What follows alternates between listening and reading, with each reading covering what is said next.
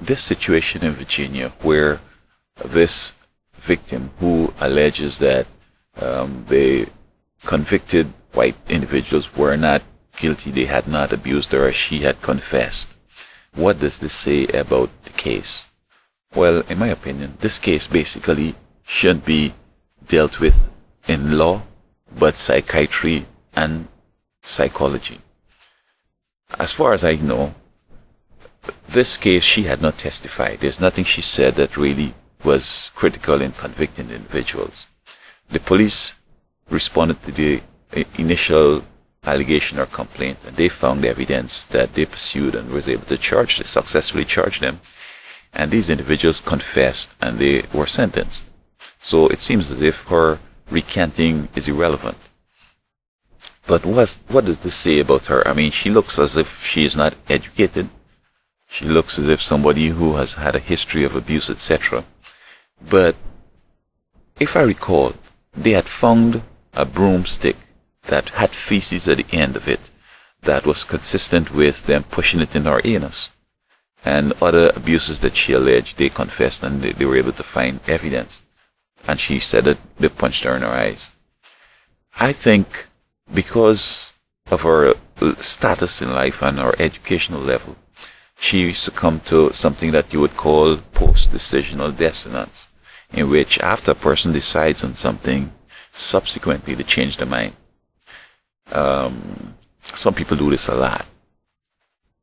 Sometimes you have to change your mind because you've made a bad decision. But some people are so unintelligent and immature that everything, they just change their mind after they've made a decision. So you can't trust them, you can't have confidence in anything they've said. So why would she change her mind? I think time has elapsed, and because of her mental state and her status, etc., she's feeling guilty. She's feeling bad that her friends are in jail because I think one of them was her lover.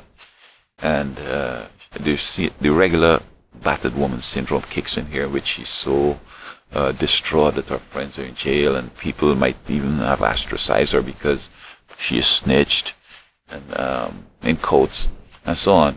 So that it doesn't necessarily mean that what she's saying now is true, because she has over time recreated the incident, and she has exonerated them in her new creation.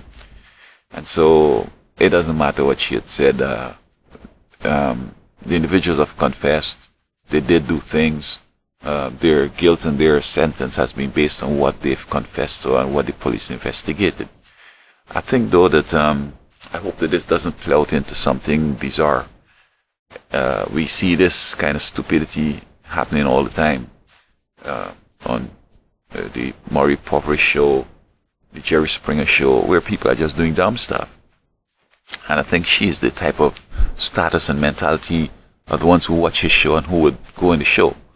You know, they go out and have sex, and then they don't know who the father of the child is. And they do the test, and then they say, he's not the father, this is the father, and it's a big thing. They argue, yeah, I know he was the father, and so on. And people come on the thing, and somebody said something, and they start a fight, and then they're wearing skimpy clothes, and they're bending over, and they're seeing the goodies and all this, and, you know, they like that stupid stuff. And so I think that basically it's not credible, and I trust that individuals don't necessarily believe it and go out and start to create problems, because she's just mentally ill, and I think that they fail her in not giving her proper counseling and help. But of course, some people have certain mental illnesses that basically they just have to operate on a certain level and just go on. There's nothing, no improvement, no nothing. And so it's unfortunate that it had to be a different race, and it looks as if it's a racial thing. It's just a criminal matter, and the folks have been found guilty before juries of their peer, and they had time to testify and so on, so that basically they shouldn't change nothing, and nobody should even take it serious and try to create any disturbance, because she's just not